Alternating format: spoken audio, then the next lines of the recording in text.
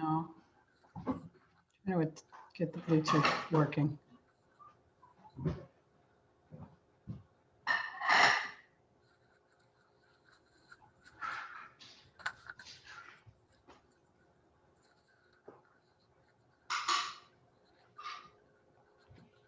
Hey, Janet.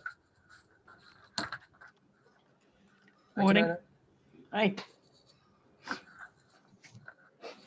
It's freezing out. Yeah, it was 20 when I left the house, and then it turned up to 27 when I got downtown. It was 18 when I got out.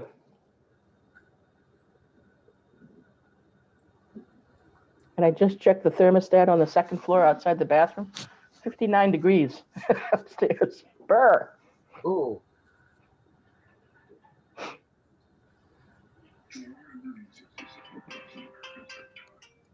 Morning, everyone. Good morning. hi, Sharon.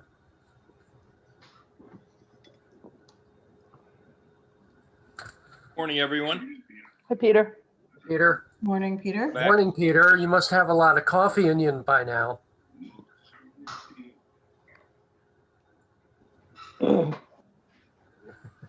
It's not. It's 5 o'clock where you are, Peter. Walked away. Where's Peter? California, I think. Oh, wow. That's dedication. Sorry, I have a puppy, so you may hear him in the background.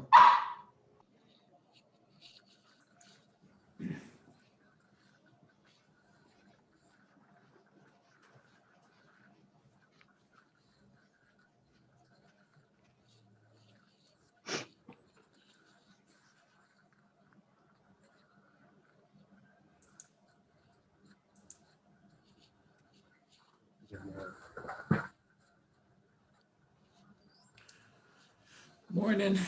Hi, Mary. I have to pop off probably around 10 of 9, just in case I disappear. Okay. I'm taking a class, and if I don't, it's from, I don't know, we have to sign on between 10 of 9 and 9 o'clock. And it goes to like 1:15. Ew. So, Brutal. yeah, I know. And it's one of those classes that, if you don't sit there and sign on with proper lighting, and you don't get credit. So, so it's not like I don't love to see all you people. It's just I probably have to pop off around 10 of 9. It's a good time of the year to do online classes. Morning, Thayer. Morning, Mary. Morning, Hey, Peter. Thayer. I haven't talked to you, Thayer, in a while. I know. I know. Gee, you don't call, you don't write.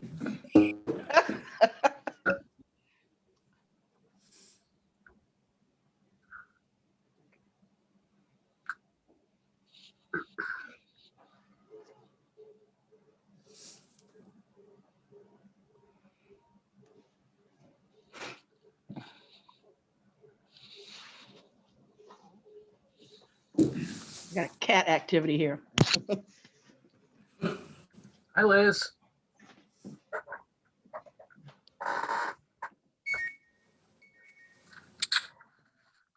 No, I just won't do it. We can see you, Liz. Well, I'm trying to get on my computer, but let's see, maybe this will work. But it said that the meeting was ended, so I knew something happened. Can you hear me? Yep. Yep. I'm clear. Morning, Liz. There we are. Morning. Oh, two. Actually, you're signed on 2 different Twice. devices. There we go. Morning, Karen. Good morning, Joe. Morning, how are you?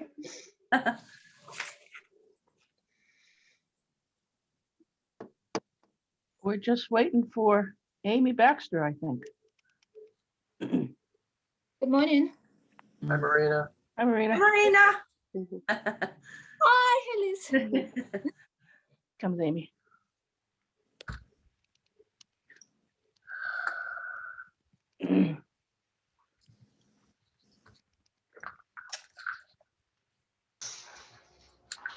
So Karen, I'm a new puppy parent this winter. Love to hear some advice. I have to say with the snow, Millie this is the most snow she's ever seen. And she was out there, the happiest creature on the face of the earth. She was her nose in the snow and everything. And then when it froze over almost solid, she's been freaking out because she doesn't know how to go to the bathroom on something like that. Right. It's awful. I'm like cracking up watching her, and it's like the poor dog's being tortured. But what kind of dog, Sharon? A little Morky. Oh. It's only 5 pounds. Oh, congratulations. Thank you. We're going through some puppy blues. He's amazing, but we have some challenges. Okay, Josh, I think we're all here. Okay, perfect.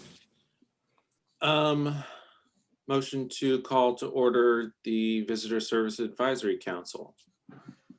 Second? Second, Peter. Should we do minutes first or welcome Liz first, I Janet? think you should welcome Liz Actually, first. Josh, you have a opening script because of the remote. Oh, I don't have it handy. I just have to remind people that it's recorded, right? Yep. Just keep in mind, everyone, this is a recording, and we're meeting in this capacity due to state and local regulations during COVID-19. Liz Holland has graciously joined the committee. We thank her for doing that. I think we need to take a vote, right? I Or don't, no? she's appointed by the. Oh, town appointed. manager. Okay. Yeah. So nothing to do there. Oh, just say hi, Liz. All right. Hi, Welcome. everybody. And then Welcome, Liz. we need to accept the minutes from the last meeting, I think, right? December. Motion to accept the minutes from the December 2020 meeting. So Second. moved. All right, motion passed. This week, I have to pull up the agenda, but should I introduce Amy and Marina? Yes, please. Thank you, Amy and Marina, for joining us today.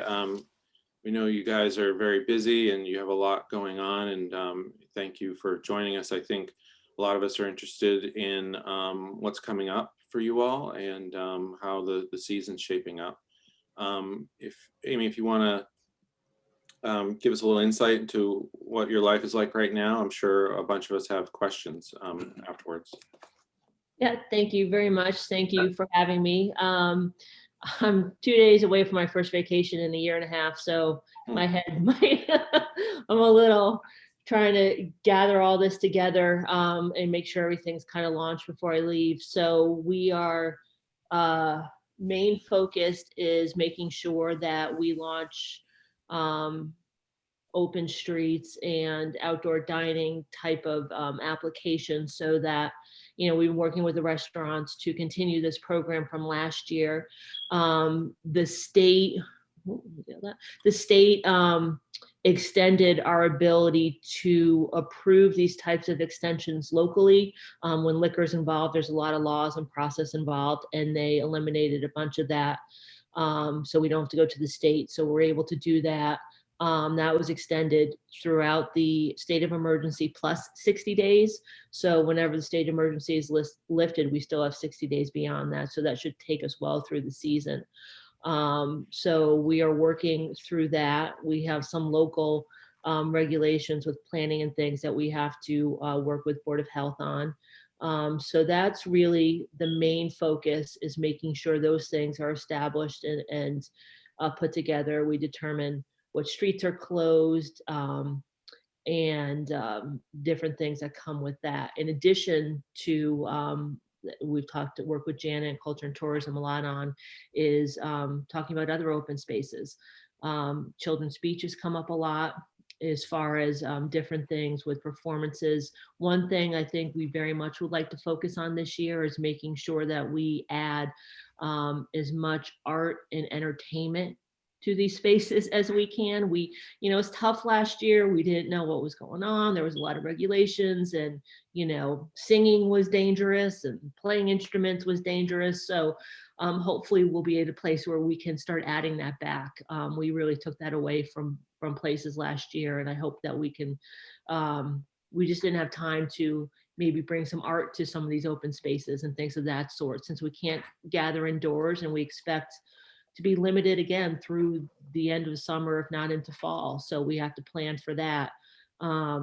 That's a huge priority, and it's something I need help with, because I don't have all the time to do that, but that's something I've tried to put out there, and Janet's been great, and others as well, to make sure that we reach out to nonprofits and arts groups and musicians to just be ready to do what we can do as we hopefully are allowed to do more things. So another thing that's come up recently a lot is theaters. Obviously, Theater Workshop has reached out to look for open spaces, White Heron and others as well. And those are folks that were really hurt last year, could not open really at all. That's another focus I'd love to talk about. Is establishing these open spaces and restaurants is a great start. It gets our community going and running again. And then hopefully we can start to add and work on some ideas we had last year to have some, occasional street closures, federal and others, where we can maybe have some outdoor activities for nonprofits and things, and really make, as Janet has tried to do, the center of town, a historic district, into a real cultural and arts and entertainment district. And I think these open streets is a great way to really start to do that. And again, it's another opportunity to experiment with stuff that we in the past would not have been allowed to do. So I encourage some of that while we have this kind of freedom to do so. So I'll leave it and open it up for questions. I can go on probably for hours. So that's really the focus right now. Marina, God bless her, takes care of, the events and folks coming in, which is tough because there's not a lot of answers on that with gatherings. I think we're looking to give people a timeline and to, talk with folks and have some discussions on scenario planning and things of that sort as we head into the season, and have some plans for whatever level we end up being at each point in the season. So I think, and Janet, correct me if I've missed anything, but that's kind of, I think, the main focus right now. So I'll open it up, take any questions. And Sure. Anyone have a question? Oh, we're good. Well, I have one. Last season, was it 3 streets you guys shut down for dining? Yeah, so the street behind Club Car, and that involves some private parking space owners, so we worked through that. Cambridge Street, which came with a bit of a lawsuit, that was a challenge, and that was a partial closure there in front of Nautilus. And then in front of behind Murray's there, Union, North Union. And alongside a town in Ventuno there. And then also we ended up having to partially close at night next to the juice bar because of lines and things of that sort. But the other were 4 full closures through the season that we did that we'll examine again. We're going to get all these applications in from restaurants, and I assume we'll have a few more requests for at least partial closures. So we're going to have to kind of count up parking spaces. I think we expect to have probably a lot more people here. We had a good number last summer, but we didn't have a parking issue, but we're going to have to really kind of keep an eye on that. I think it's going to be a little bit more challenging this year. So You did some sidewalks too, didn't you? On Yes. Federal and So Federal, yeah, Broad. and South Water for and Main Street. We did the bunch too, and that's been a conversation that we've had in Economic Task Force and others as far as really trying to organize that a bit better. Again, it all kind of hit us quick last year, and it was a experiment in a couple places kind of got bigger and bigger, and yeah, they took over. So we're going to try to hopefully provide things like stanchions and other things, and a more consistent pattern across town. So it's a little bit more organized and a little bit more consistent, that we have a little more time to do so. So we're going to see what people want first and then kind of work through that and see what works best. So open for feedback from anyone on all of that. Right. Amy, one question. There had been a rumor, I'm sure it was a rumor last year, that Lola was going to try and work with White Elephant to use that lawn space. Has there been any discussions with them about using that space for cultural or something? Because that's just such a waste. Yeah, no, I have not, but I can certainly reach out to them. That's not something that's even reached me. So, and I've Okay. been in close contact with their attorneys and other folks because we've been doing a lot of transactions with Lola. So are you talking about across the street from Lola there? Yeah, the big, huge lawn there. Yeah. Yeah, it just no, seemed like a perfect spot for something. Yeah, no, that's a good point. I had not, but I will reach out to them just to see. That's a good open space, actually. That would actually be great, because who knows what they're doing as far as construction, but Yeah, Yeah. it just sat there last year. Sharon? So yeah, on that same point, I wondered for some of the restaurants that don't have access to streets, if there's some communal space that we could set up, and I think that lawn would be great, where everybody had a tented area, Cold water. yeah, or the lawn or something. yeah, actually, that's a very good point. And I point to some other communities have done this. I point specifically in Florida to Delray Beach, which is going there next week, but they did something similar where they had a communal space and a lot of restaurants that were sponsored through that. You can have food delivered there, bring there. And we had talked about that, and that's actually, I love that thought of White Elephant area, because we had talked about Children's Beach, and which is difficult because of so many activities, and then also some of the land bank spots and stuff around town. We had tried the Athenaeum lawn, but there was some issues there with the board and other things in their charter that we couldn't do it. So absolutely, it's something I think we wanted to explore last year and just really didn't get a chance to do. The question came up as far as, who's in charge of cleaning and sanitizing and things of that sort, but it's something if they got together to do, I think would be great. But this space that's a great idea if it's something that can come up. So I'm going to pursue that, but it's There. definitely. Just when you mentioned children's, just as a mother of a young child, is the thinking to kind of theme a little bit with which restaurants and which businesses are paired together so that, you're hitting a certain demographic? Yeah, as far as is if we had a public space for restaurants and things of that sort. Like a few kid-friendly ones going down at Children's, or Well, the thing what we run into with problem with Children's is we have a concession contract right now with that concessionaire, and so all that stuff goes out to bid this year for next year. So the discussion started because of that, but currently we have a bit of a struggle with our contract because it limits, that sort of thing. So the thought for that area was if we had more picnic tables and stuff, but it was just, there was a lot of challenges. So I think we started moving towards using Children's as, not all the time, but can we have some outdoor activities there through theater, through arts? Sorry, my Yeah, internet. no. But more, maybe less about children specifically, but just in general, it does seem, or what I sort of saw last year was that it was very specific restaurant, a very particular kind of restaurant that was able to have this sort of outlet. They were, and of course, in terms of tourism, you're serving a certain, type of visitor. But it did seem like the more middle range price point restaurant was sort of by the wayside. Right.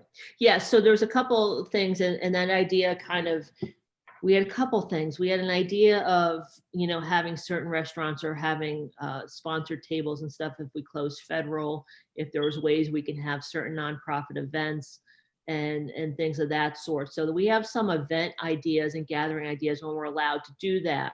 As far as the restaurants too, and last year we have to remember, obviously this whole hit in March when they're gearing up to get ready, when staffing was starting and things of that sort. So even though it's like, why don't you just do this? And why don't you just have something online? They're like, we don't have the staff. Some weren't set up online well, some. So, as Karen and others have worked on helping get them access to technology solutions, to different things, and staffing, hopefully, we even, the police department have issues because staffing, we're required to now have only one CSO in a room. So suddenly we need more housing. So there's a lot of domino effects, I think, that people don't understand behind the scenes.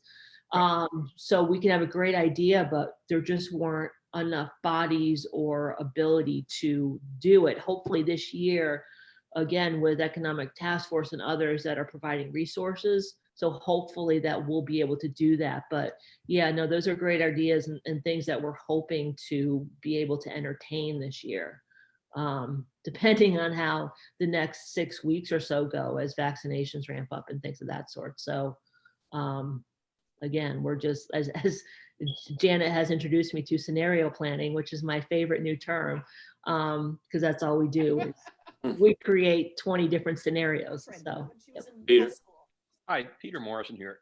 Amy, I'm wondering if you have in place right now kind of an active communication plan that is sort of keeps people posted at this critical time as to what's going on. It sounds like a lot of things are in flux. Things have not yet been determined. Streets may be open that will open up new opportunities. Some people have tried things that work, others that didn't work. Almost something like what we're having right now, just kind of like a brainstorming session once a week before things get busy. And while you have players who are maybe deciding whether to give up and not even show up or to adapt. Seems to me that there are probably a lot of good ideas out there, generic ideas that could be shared, and experiences that were tried and worked or didn't work. But if I were in that position, I would think of the town as that's the place where you go look something up to see if you're allowed to do it. The other extreme is something like we're engaging in right here, imagining that there was, let's say, a once a week forum, where you could sign in and just ask questions, find out what's changed in the last few days, what new opportunities there are. I wonder if that's something that's being pushed. Yes. So and Janet can help talk about this too as well, and Karen. So there's different communication plans going on, both internally with restaurants, with the community that we're working through. One thing some of us work on is Economic Task Force, which really gets together, has internal folks with the town, and has business representation and restaurants and other business folks as well, that we're working on a communication plan through the town, the chamber, culture and tourism, and others. And then myself with our groups that we work on kind of forums like this to talk through as they send in applications and things of that sort. And then Janet, I don't know if you want to expand more on communications. Yeah, the Economic Task Force was created in January, and its fourth meeting is tomorrow. It's got 3 subgroups. One of those is outreach and communication. Karen sits on that with me and Bess Clark, I think, and Melissa. We've revamped the town website for the COVID-19 page with resources, and we're planning now to do 2 things in the next week or so. One is to get an email out through our various communication channels. I've got some, Amy's got some, the chamber has some. We've got the Lodging Association, all those kinds of things, to tell them what we've been up to, because we took a while for us to get some things in place. And we're also planning to do some programming on NCTV 18, as well as the kinds of forums that Amy's talking about with the different groups that she works with directly for licensing and permitting. So it's starting to come together, and those meetings will start to occur in the next couple of weeks. Yep, and the town too as well, Florencia has been great. She just sent me something too on keeping the status updated for businesses as far as where we are and what phase and step and planet that we're on, and what, if there's any difference between, you know, Nantucket and others as well. So through the town website and others. So she's been great with that, so that we communicate kind of where we are. And I think for some of these things I'm talking about, we're going to, once we get applications in and start having discussions, start having public hearings through the select board starting in March. Most seasonal activities in restaurants, they aren't allowed really with liquor, because the liquor to open until April 1st or later. So that's generally when we start to ramp up those activities. So there'll be chance for public comment certainly through that as well for these. And I've already gotten comments from certain communities and abutters. So we're going to be doing more notification as well along those lines, since we have the time to do so this year. And Amy, do you want to share too the discussion for retailers? Because you've been talking a lot about the restaurants, but just kind of some of the ideas even that. Yeah, so and help me with that, where we landed, because I know we talked a lot about retail, and there was a lot of discussion about whether we were going to allow for, you know, retails to be outdoors and things of that sort, and we don't want it to get too crazy on, you know, the sidewalks and things of that sort. But we're certainly going to work on a couple ideas like we talked about for some of the street closures, or once a week, couple times a month type of situation where we can have outdoor retail experiences when we're allowed to have a little bit larger gatherings and things of that sort. Federal Street being one of those areas. And then also working on a consistent line queue and signage situation for town in those areas as well, to help kind of with that traffic as well.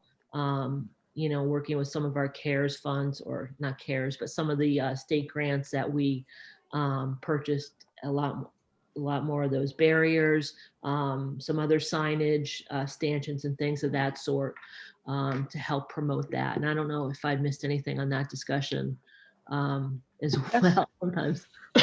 Bess Clark made the point that the restaurants being open and out on the streets is also good for retail, because people mingle around and go into the stores and shop and stuff. So, you know, retail or activity breeds activity. Yeah, it's actually one of my favorite stories is we were working on some of the street closures, and a retailer kind of came up to me and was yelling and upset about something. And then it occurred to them that with the restaurant being outside and it was chilly at the time, staying open later, they could sell sweatshirts and blankets, and they stayed open later and did so for those people outdoor dining. So their mindset shifted to, hey, I'm losing a parking space, to, hey, I could sell different things. So that was one of my favorite mind shifts in that. So we're trying to help them work with that, and then ways we can help too as well. So there, and then Mary. Go ahead there. Oh, sorry. Well, just to piggyback off of what my mentor Bess said, is that yes, we definitely have experienced a lot. You know, we got some action from people who were coming, you know, through the restaurants. I will say we did get a lot of people who also commented that they weren't comfortable walking through certain, like, we're not to throw anybody under the bus, but we're very close to Lemon Press, and it was a very narrow walkway, and some older, you know, some of our older customers felt funny walking up to the top of Main. So it was like a hit or miss, or they'd come in and they'd be like, woo, it was like a battle getting here. And, you know, it was just sort of, there were two sides of the coin for sure, like you said. Oh, and that happened to be the one example I was talking about when I said, woo, that spread on me every time I drove by. So it'll be addressed for sure. So appreciate that. Yeah. Mary. I have a question. I noticed last year that there were some signage downtown about curbside pickup near restaurants and whatever.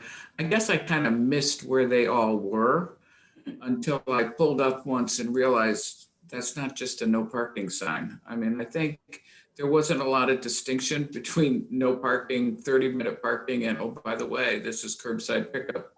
So, maybe a little more communication this year might help some of those restaurants that are still down on their seating capacity.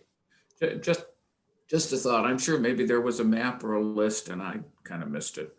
Yeah, no, it was very easy to miss. It was, again, one of those things I think that we came up with and then we were able to put in place, and it was June and it was bing, bam, boom. So again, absolutely. We did have a map and we came up with it, but again, because of the timing of everything last year, it just was like, okay, let's see if this works. We numbered each one. I think we had 8, so that restaurants can certainly refer to a certain number or location to help. The library or Athenaeum also asked for us to do something similar for them. So yes, it's part of the communication plan. Again, we were like, hey, this is a great idea. But by the time we did it, it was in the middle of the season. It's a great idea, but it's just, I couldn't distinguish between a no parking sign and what was a pickup sign. Yeah, that's a good point. Like, They all look the same. Right. Yeah, because you don't really look. And so you're not realizing, yeah, it's a good point. Unfortunately, we try to be so consistent with our signage. Oh, I'm all about consistent signage. Don't Yeah. get me wrong. We don't want to, we had enough mask signs around, which was important last year. We needed those. But maybe just somewhere that, through the media outlets that say, hey, these are curbside, these are, pump it out a few times and maybe people will, and get it to, It's a good point. And actually, we talk about the mask signs and things like that. It may be something that we put up something on those signs similar to a mask sign that does identify it as something different. So it's not too crazy, but that's actually a very good point. So I'm adding that. That's a very good point. Thank you. you could have a different color around the edge of it instead of white. Something, or even I'm thinking, I noticed the mask signs. I didn't know if we can attach, they're very particular, and I could talk to our sign expert out there too. Amy, as you said, there were 8 of them. I only knew where one was by the post office. Yeah, So, they were specific to make sure that each zone had something close by that they could use. But again, we're just so late into the season. But we're going to try that again, but it's a good point. I'm going to see what we can do to distinguish it and communicate it better, obviously, have maps. Yes. Karen? Amy, just a question. Do you have any insight into like the June wedding market right now? Have you can we just not give any permits away and therefore we think a lot are going to cancel again, or any idea?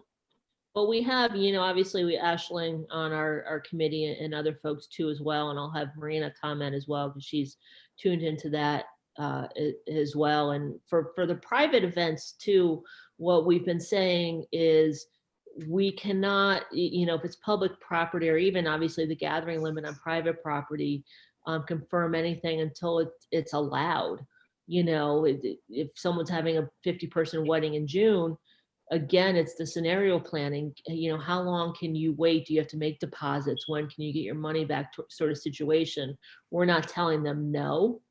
We're not out saying, no, you absolutely can't do it. But, if it's public property or anything that we have to permit, we can't permit it until such time that it's allowed, but we can certainly have the discussion and create different options for that. But they're gonna, if their caterer requires a deposit by May and they're like, hey, can we have 100 people and we're still at 25, hopefully, so again, it's what's their threshold for waiting.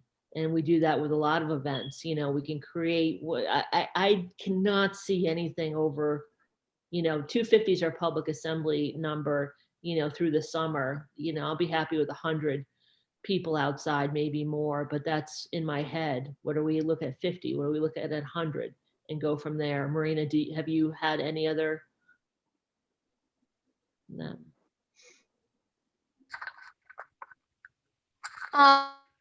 I didn't really have any requests for weddings. The only request I get right now, people ask if they're allowed to have small wedding ceremony on a public beach. And most of the time they understand all the rules and restrictions, and they're just asking if they can have 25-person ceremony at Brent Point or Ladies Beach or Mycomet Beach. And most of the time they want to do it in September, in the fall. They understand that they're not going to be allowed to have anything bigger in the summer.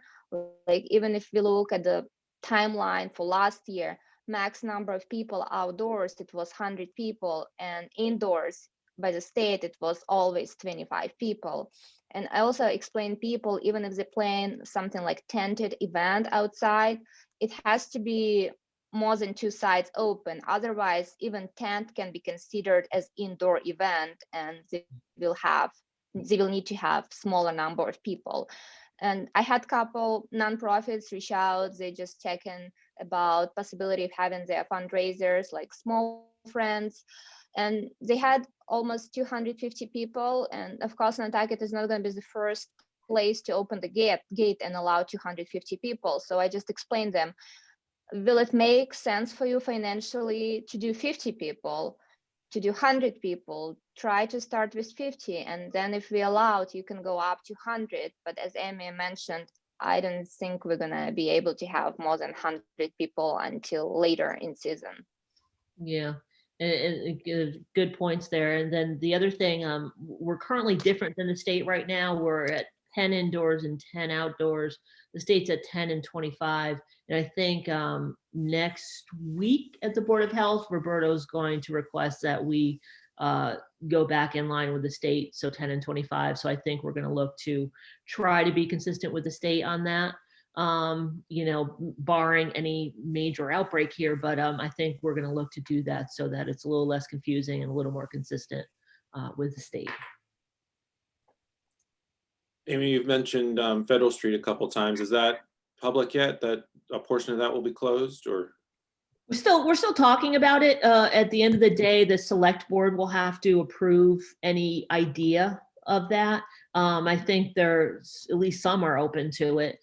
We just have to put forth a concrete plan. Again, you know, if we don't have the ability on the numbers of people, because we had this idea last year, and we wanted to do it in the fall. And then one of the things not allowed, regardless of gathering, is street festivals or any such thing that could attract a large number of people in one space. And even if we could easily space people out or limit the number of people coming in, I mean, we probably pushed limits on the you know, Saturday festival as it was, but they were good at keeping a certain number of people in the space. But we have so far not been allowed to advertise or do anything that would attract that. So we're kind of hoping once that's in place, and we have a couple things as far as the barriers. We have another new, what you see downtown about mass, big electronic sign that we can use for temporary closures to help with traffic flow and things of that sort. So we have some things in place, and I think the willingness to do it. We just have to work on some concrete plans and approval. So I look forward to probably doing that in March and stuff, and in March and April, and having something in place should it become allowed. Does it help having, you know, with the street shutdown situation, you said, you know, you don't want like a festival type atmosphere on a daily basis, but obviously losing a lot of parking downtown, does that even things out a little bit? Are people less inclined to come downtown if they know they're not going to park within a quarter mile or a half mile or whatever? Yeah, so I mean, what we're trying to do is make sure that we have reasonable options for folks. I mean, the parking issue is something we were working on before the pandemic, and we need to continue to work on. You know, it'd be great to be more pedestrian friendly downtown and have perimeter parking. You know, the town is working on the valet issue. Valet was not busy at all last year. So we didn't even have, you know, that used to be full all the time. I used to live right above it, and it wasn't at all last year. So hopefully we get that in place so that if we do have an increase, we have that option. So I want to make sure we have, you know, the best options, and understanding that, and transportation, you know, shuttles, things of that sort, and making sure that's in place. But yeah, I for some reason it worked itself out last year. Some people thought it'd be a disaster, and you know, we've heard from the steamship as far as the number of reservations, and it was extremely high when that opened up. So Oh. they're coming. Yeah. Mhm. So it's very much in the forefront of my mind, with parking regulations and things of that sort. So yeah, it's in flux. Let's just say that. Well, I'm sure you've heard from a lot of people you've worked with, but what we've heard kind of uniformly throughout the summer and fall, or the fall, was that, you know, it saved a lot of people being able to, you know, be outside, and Oh. I think a lot of the community appreciated it. It was very well received, I think, overall. Yeah. So definitely from our perspective, you guys did the right thing as well. So Well, congratulations. I thank the weather gods, because it could have gone south easily. And it's really, we talked about this in the other task force about awnings and stuff, which are tough. You know, we can have umbrellas and tents, certainly in private property areas. So I worry that, you know, knock on wood, the weather was a huge part of all of that. So we're working on if there's any other options too on that as well. So yeah, and I haven't heard of, as far as, you know, saving people too. So far, we've renewed all the licenses. I haven't gotten any word of non-openings just yet. So, you know, fingers crossed that people survived enough to be able to try again this year. So, Right. yeah.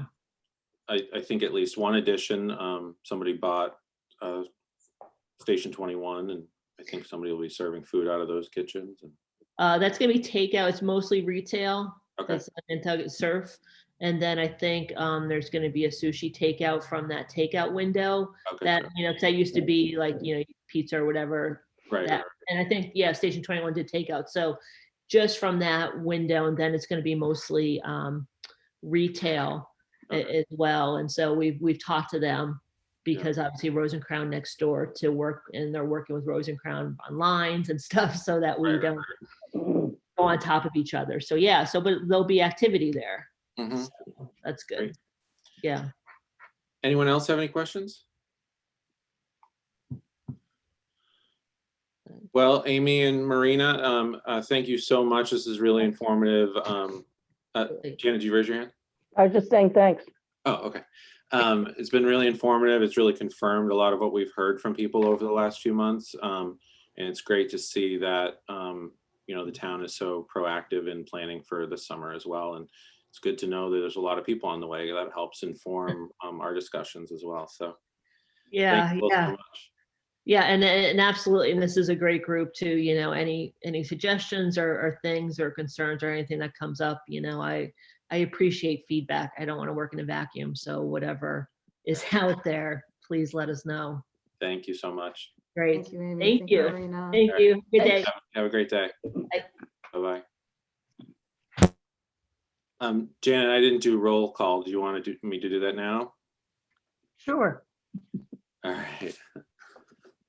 Sharon Quigley, Here. Mary Malaves, Here. Peter Morrison, Present. Thayer Hale, Here. Karen McCumber, Here. Liz Holland. Here.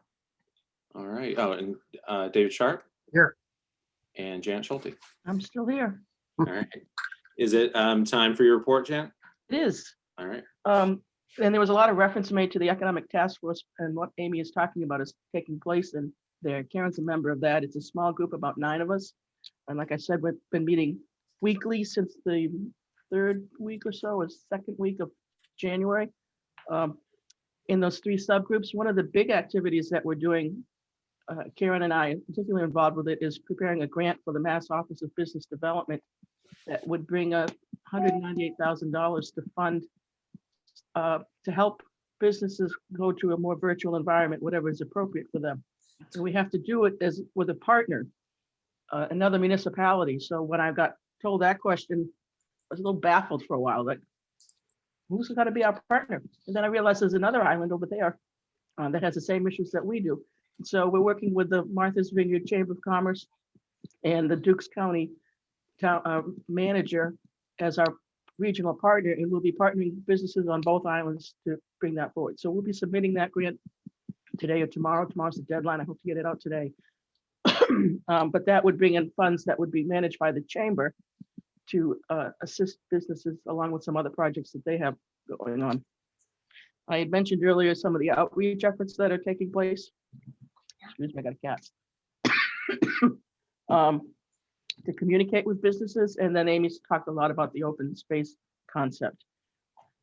So that's taken quite a bit of time because I'm sort of administrating it as one of the co-chairs. It's me, Christy Ferrantella, and Melissa has been the third co-chair, but she's stepping down, and Alicia Carney will be taking her place.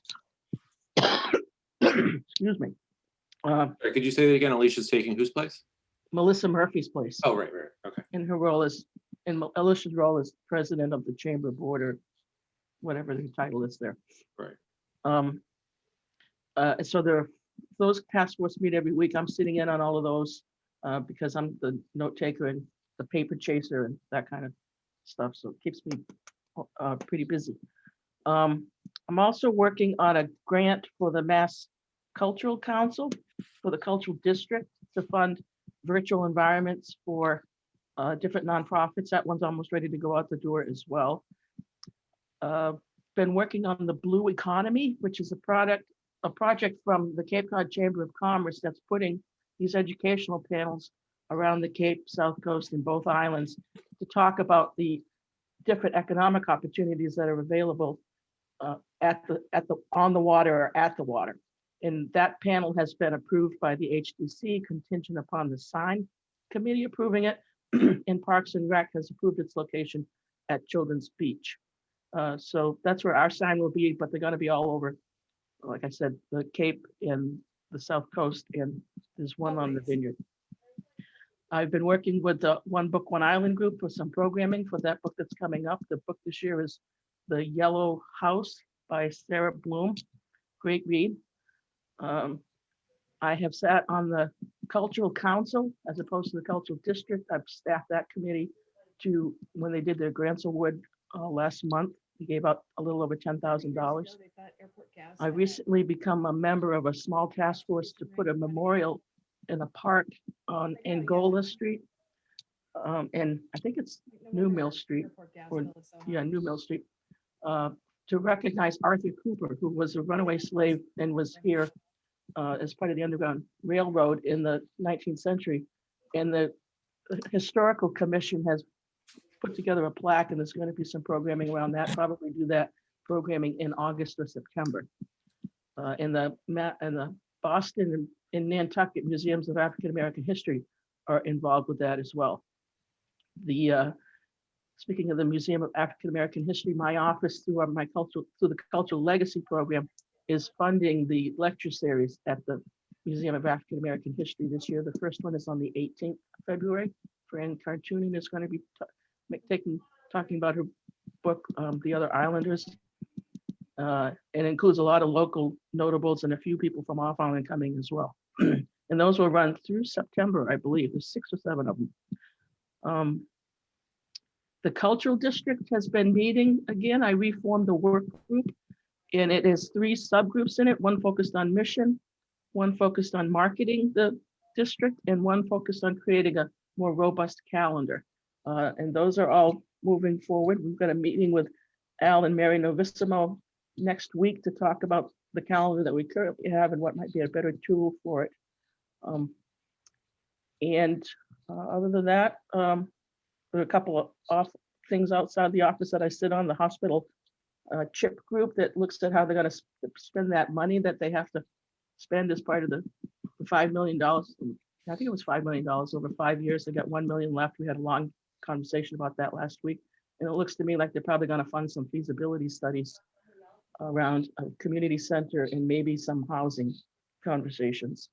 And then I also sit on the Chamber Events Committee. David and I both do, because there's so much overlap now between the stuff that we're doing in the Economic Task Force and what the Chamber's doing. And we also help to try to push some of that information out. So I'm happy to take any questions. So that's all you've been doing, Janet? So, Yeah, that's incredible. Busy. yeah, it's good. I'd rather be busy than not. I don't have any questions. Anyone else? All right, thank you, Janet. David? Welcome. Okay, I'm gonna start with our December numbers. We had 51 people come through the office and 49 calls. The online downloads for that month, the restaurant list continues to run away, and there were 6,288 downloads of the list. And then the travel lodging brochure downloads was a measly 251 compared to 349 last year. And so I also included the totals for the last few years to just compare how we were. Normally, we only had like 5,130 people come through the office last year. Obviously, that's because of COVID and us being closed for quite a while. But compared to years past, it was quite significant. But you know, it's kind of gives you an idea as to what we could get to again. And then for December, I'm sorry, January, excuse me. We had 17 people in the office and 53 phone calls. Again, the restaurant list downloads was 5,156. And the travel lodging brochure downloads was 265. Getting back to the restaurant list for both December and January, if you have the December restaurant list, you want to look for December 27th was the busiest day with 377 downloads. And then in January, on January 4th, we had 197 people looking for restaurants at that point. Just having the restaurant list there seems to help a lot of people trying to kind of figure out where to eat and what's going on, who's closed, and so forth.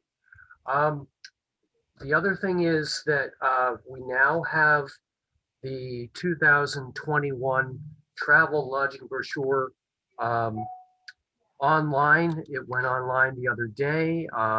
It's just basically an online version. We're not doing the print version this year, but what we did was we created a flow code. So if anybody can see that, it's on last year's brochure. So people can scan the flow code and it goes directly to the 21 guide that's online. So if you need— What's the building on the front? What's that? What's the building on the front? I can't tell. It is the Artists Association, because the cultural legacy last year was the Artists Association's is it 75th anniversary? I think, yeah. Yeah. So we're just going to use this again this year because we had a lot left over from last year. So we're going to try to use these up, but put these flow code stickers on the front. Oh, gotcha. And so when people want these mailed out to them, they will get these with these flow code stickers and go from there. Great. So check that out. If you're, it goes to the link to our travel lodging brochure website. I mean, a link that's on the front of our webpage. It's on the 6 main links. So check that out. And if you need any or know anybody who wants some, let me know. Sure. Other than that, we are just plowing through February. It's just Janet and I right now, and we will be trying to gear up for summer of 21. So hopefully things will be better than last year. Yeah. Well, I know a lot of us here, and as we can tell from those numbers, a lot of people rely on that restaurant guide, especially in times where we don't really know what's going on all the time. So it's definitely a helpful tool that you guys put out every week. So thank you for that. Yeah, and the good thing with that is I can change it on the fly. So if there's Okay. anything wrong with it, I can make that correction and post it again. Okay. You know, that's just the different from all the ones that are pre-printed. So. Right. I'm sure we'll go through something of a glut of availability in the next week with February vacation, but yeah. Yeah, there's that will be. I'm sure I'll keep track of that. That is going to be the list is going to be. People are going to be wondering what's open, just like they would be for like the Christmas and the holidays, right. and so. But I think we'll get a lot more this time around of hits. Yeah. All right. Unless there's anything else. Oh, we should probably talk about the next meeting. It'd be a month from today, the 9th of March. That is fine with me. Everyone else? Good. All right. Unless there's Can anything I else. just add one thing for the group? Yeah. I got my first vaccine shot yesterday. Okay. And I know, yay. But I have to tell you, the hospital has done such a fabulous job with utilizing the VFW space. So when you all go to get your shots, we should be very thankful we live here. Yeah. Because it was very, very easy and extremely organized. Oh, good.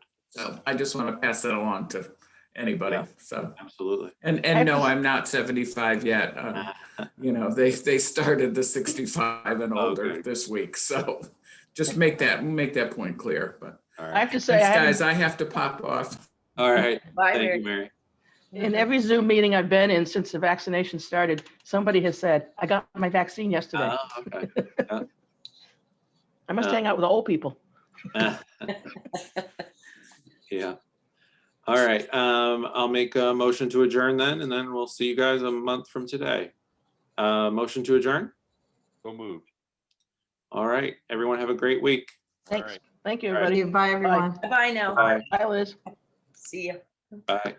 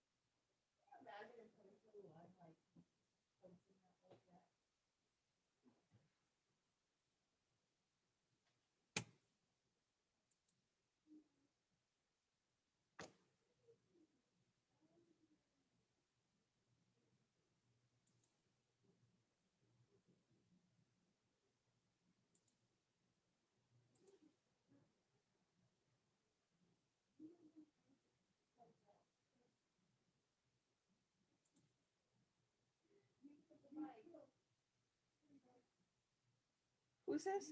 Oh.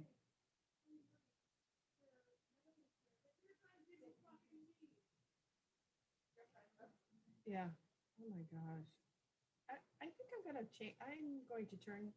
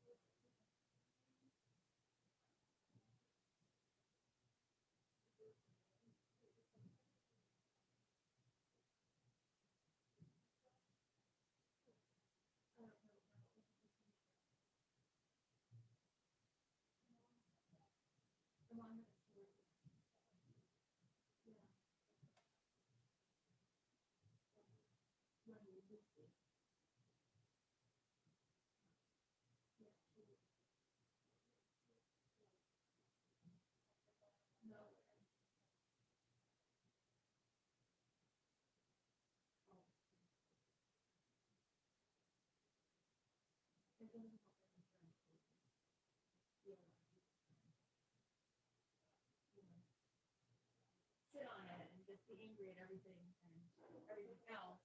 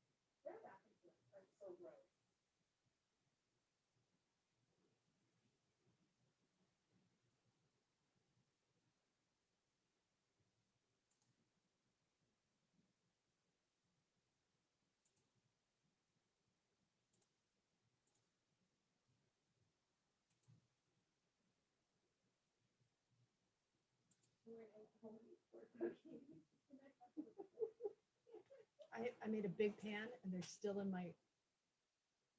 Hi, how are you?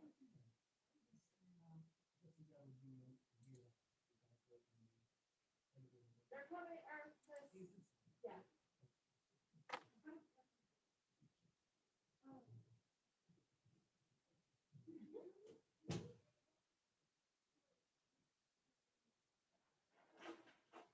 Katie, yesterday I finished the bag of Doritos that we had started on Saturday. They're Ryan's favorite, so. But, you know, it was not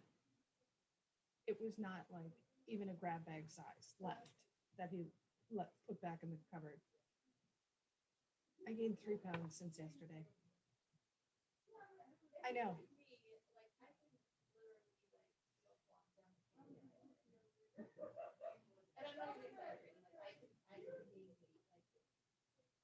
I'm like losing my mind.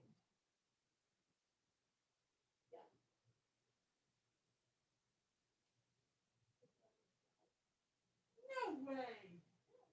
Nuh-uh.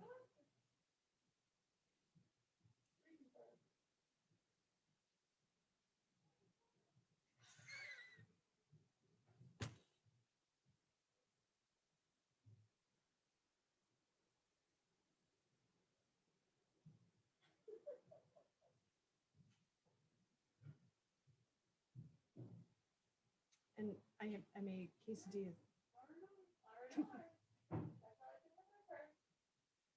Sort of like Donald Holmes. His twin was Ronald.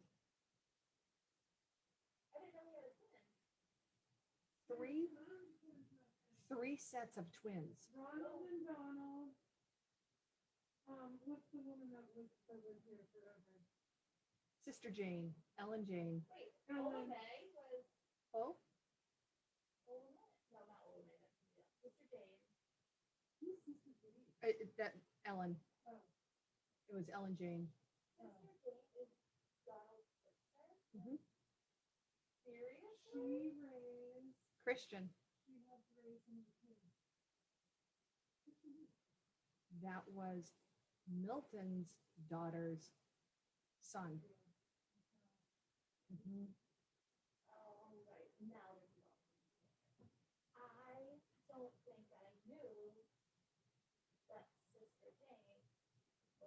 Donald's sister.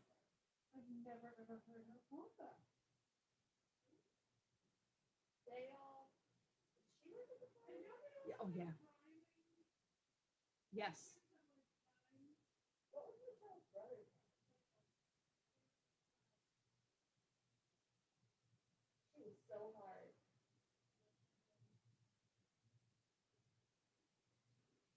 Yeah, I just talked to Ingrid a week ago. A week ago.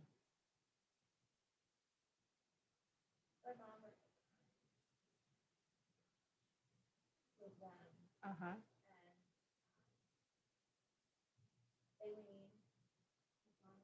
Oh my gosh.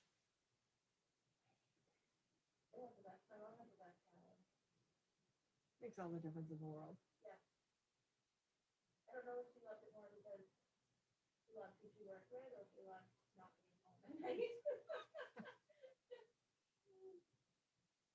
Yep. Donald and Ronald, Hilton and Milton, Ellen and Helen.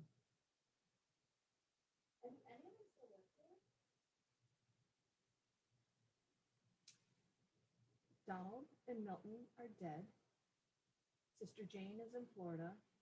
Ronald was in. Right. Oh, yeah. Like- Oh, yeah. Dan and Donald were thick. Man, they got into trouble.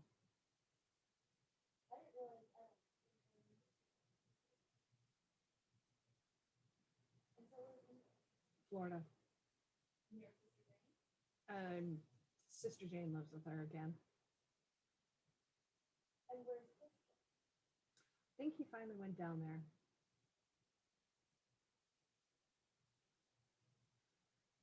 Yes, because he had a baby.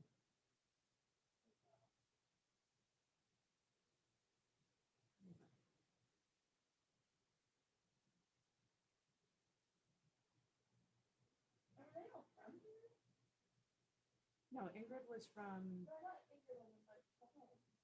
No. Hills of Tennessee. I framed this great picture for them, and it was the 3 sets of twins in like, a lineup. The hand-me-down pants like held together with a. Oh, that's hilarious. With a rope.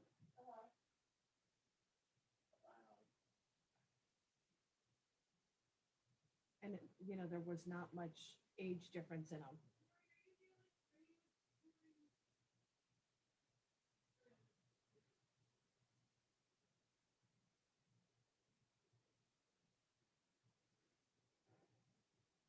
Am I doing anything? Trying not to.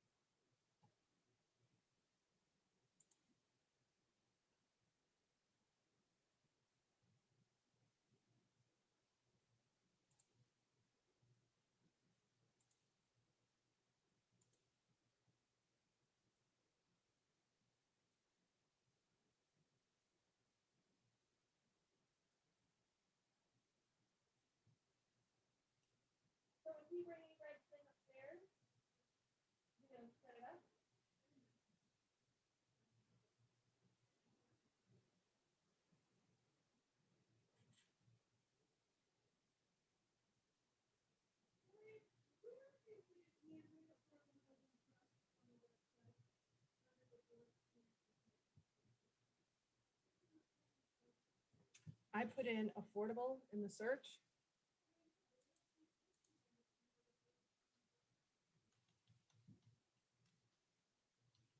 I think we went through this the other, all right.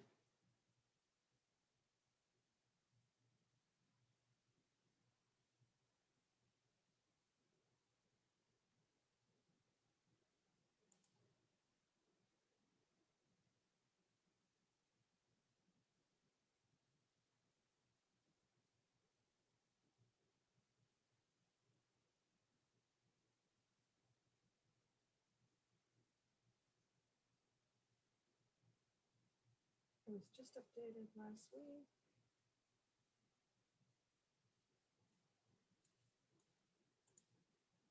They're not on it. What do you mean?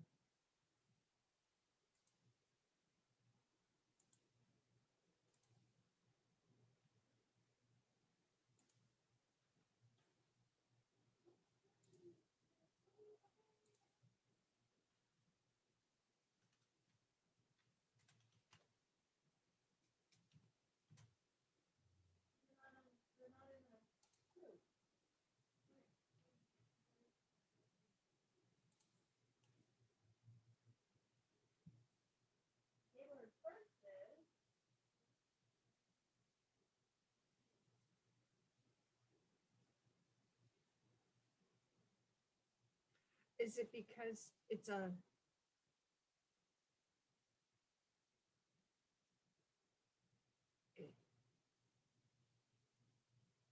it's like pulled from everybody else. There's only one.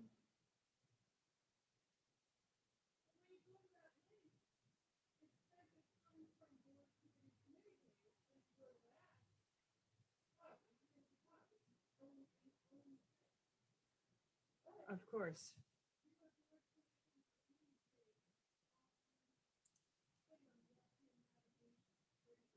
Yeah, but it should still be under something, right?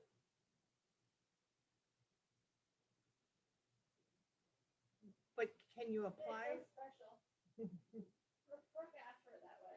They don't need any more special designations. No, you're not. That's how they think too.